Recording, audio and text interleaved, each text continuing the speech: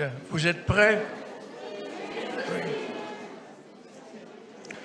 Au nom du Père et du Fils et du Saint-Esprit.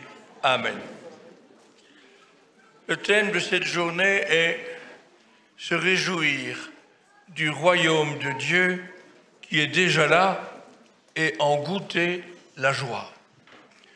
Le royaume de Dieu, c'est là où Dieu se fait proche des hommes, et c'est déjà fait, et où les hommes répondent à son amour, à son appel. Eh bien, le royaume de Dieu, il est déjà là, en ce sens que la parole de Dieu nous rejoint. Jésus est lui-même en personne la parole de Dieu, le Verbe de Dieu. Et sa parole retentit à travers l'histoire grâce à la tradition qui vient des apôtres et grâce à l'Écriture sainte qui en est un écho mis par écrit.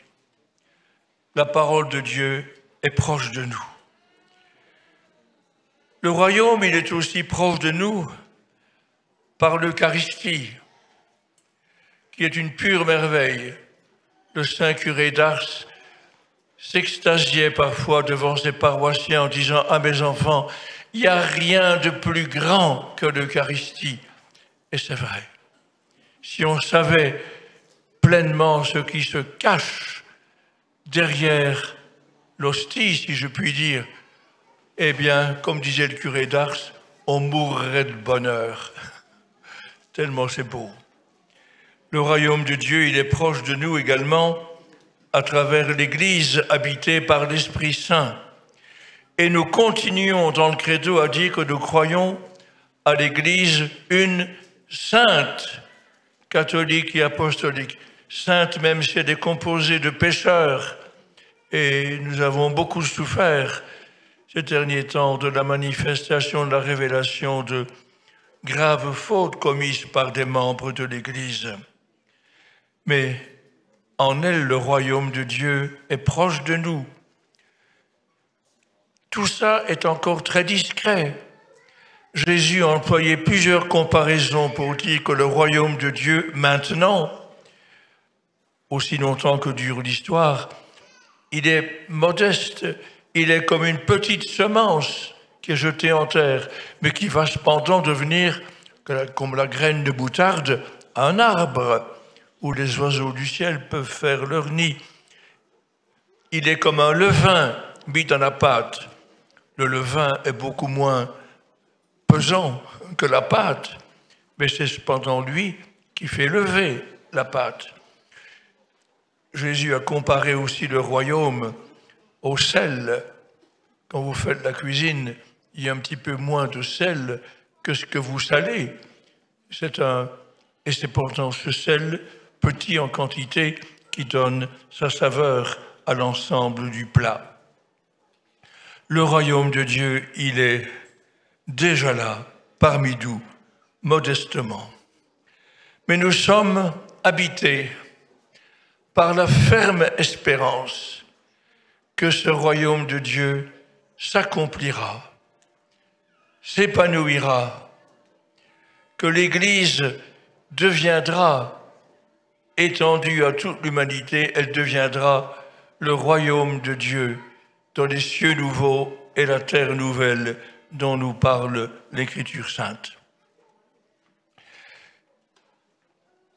Comme j'ai souvent fait l'expérience dans ma vie de prêtre que pas beaucoup de gens croyaient vraiment à la fin de ce monde où nous sommes maintenant et au surgissement du royaume de Dieu accompli dans les cieux nouveaux et la terre nouvelle, quand je suis devenu évêque, j'ai choisi comme devise épiscopale une prière qui se trouve à l'avant-dernière ligne de la Bible, à la fin de l'Apocalypse, chapitre 22, verset 20. « Oh oui, viens, Seigneur Jésus ». C'est une prière décisive. On la reprend à chaque Eucharistie, spécialement dans une des trois formes possibles d'anamnèse après la consécration. Viens, Seigneur Jésus. Et depuis 20 siècles environ, Jésus nous répond, « Je viens bientôt. Je viens bientôt. » Et depuis Pâques, il est vrai que sa venue est imminente. Alors, si vous voulez vous informer sur ce que ce sera que la fin de ce monde et que le surgissement du monde nouveau, vous pouvez bien sûr, si vous avez le temps et la force de volonté nécessaire, vous pouvez lire l'ensemble de l'Apocalypse de Saint Jean, qui parle des réalités ultimes. Mais sinon, si vous êtes pressé, vous prenez la deuxième lettre de Paul aux Thessaloniciens, où il a parlé de ce qui se passera et se passe déjà et qui annonce le royaume de Dieu en plénitude. Dans sa première lettre aux Thessaloniciens, Paul avait exprimé sa ferme espérance qu'il serait encore sur cette terre quand Jésus viendrait. C'est d'ailleurs une espérance qui m'habite aussi. Moi, j'espère que je serai encore là, malgré mes 81 ans, quand le Seigneur viendra. Pourquoi pas? Le grand avantage de la période où nous sommes, c'est qu'elle est le présent. Et le présent a toujours la priorité sur le passé et l'avenir qui n'est pas encore là. Alors, il avait parlé avec tant d'enthousiasme que beaucoup de chrétiens de son temps, de Thessalonique et d'autres communautés qu'il avait évangélisées, pensaient que déjà le Jésus venait. Alors Paul, dans la seconde lettre aux Thessaloniciens, chapitre 2, versets 1 à 12, tempère un petit peu leur empressement. Il dit, il ne faut pas, je résume ce qu'il dit dans 2 aux Thessaloniciens, chapitre 2, versets 1 à 12, il dit notamment ceci, ne vous laissez pas égarer par des lettres qu'on m'attribuerait et qui diraient que le Seigneur Jésus est déjà venu et qu'il vient maintenant. Tempérez votre impatience et ne vous laissez pas conter des histoires. Ça arrive régulièrement. Il y a des gens qui nous annoncent le retour de Jésus, c'est pour 2023, ou bien c'était pour 2007, etc. Ça n'a pas beaucoup d'intérêt, ce genre de calcul. Alors il annonce ce qui sera les signes avant-coureurs de la venue du Seigneur. Ce sera le refroidissement de l'amour dans beaucoup de cœurs. Et ce sera une apostasie extrêmement importante, presque totale, de la part des chrétiens.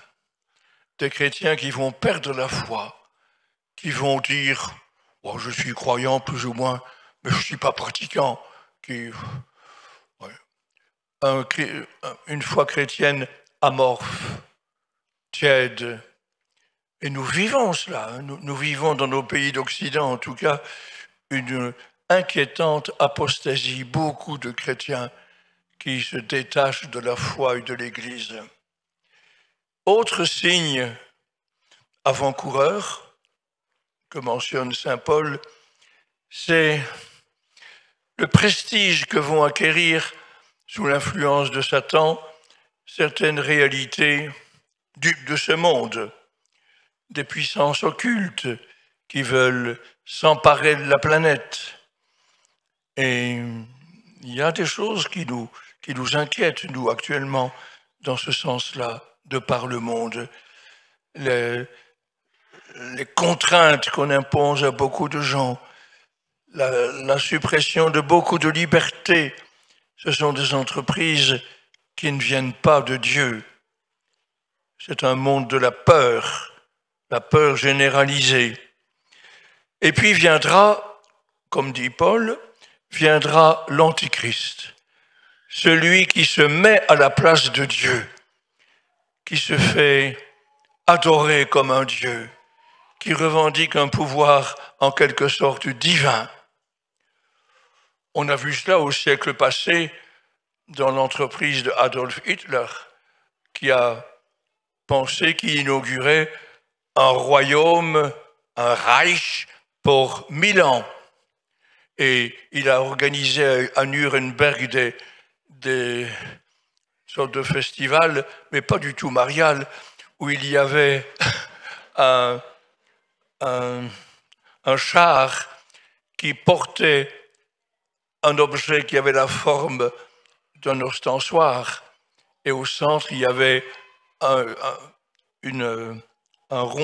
cercle tout blanc, mais avec la croix gammée dessus. C'était un mime de l'Eucharistie effrayant. Des choses pareilles se sont passées et se passeront. Mais à la fin, comme dit Paul, le Seigneur du souffle de sa bouche anéantira l'Antichrist. Et ce sera la venue de Jésus dans la gloire. Se réjouir du royaume qui est déjà là et en goûter la joie. Alors je voudrais, à propos de la joie, terminer en vous citant de mémoire, par cœur, donc ce ne sera pas parfait, en vous citant l'évangile de Jean au chapitre 16, les versets 20 à 24. Jean, le Seigneur parle, ça fait partie d'un discours du Seigneur à la dernière scène. Dans le monde, vous aurez à souffrir. Le monde est souvent pris dans l'évangile de Jean comme, non pas simplement le monde dans lequel on vit, mais ça signifie le monde qui se refuse à Dieu, qui se refuse au Dieu vivant, qui se ferme à l'amour de Dieu. Dans le monde, vous aurez à souffrir, mais courage, j'ai vaincu le monde. Le monde sera dans la joie, mais vous serez dans la tristesse. Et il prend une comparaison très parlante pour les dames ici présentes, les mamans ici présentes. Quand la femme va accoucher, elle est dans l'angoisse, car son heure est venue et c'est une heure éprouvante. Mais une fois qu'elle a enfanté, elle est dans la joie, parce que un nouvel homme est venu au monde. Ainsi dit Jésus, vous aussi, vous serez dans l'angoisse, vous serez dans l'inquiétude, par exemple, en voyant comment l'Église dans nos pays s'effiloche, se déglingue, moins de pratiquants, moins de ferveur, sauf exception. Vous aussi, vous serez dans la peine, mais votre peine se transformera en joie. Et cette joie, personne ne pourra jamais vous l'enlever. Eh bien, c'est cette joie que nous accueillons. Même dans la peine, même dans les épreuves, le Seigneur veut nous donner sa joie. Il dit même, si vous croyez en moi et demandez tout ce que vous voulez, votre joie sera parfaite dès ici-bas. Bonne chance, mes frères et mes sœurs, beaucoup de ferveur pour goûter dès maintenant la joie du royaume de Dieu. Amen.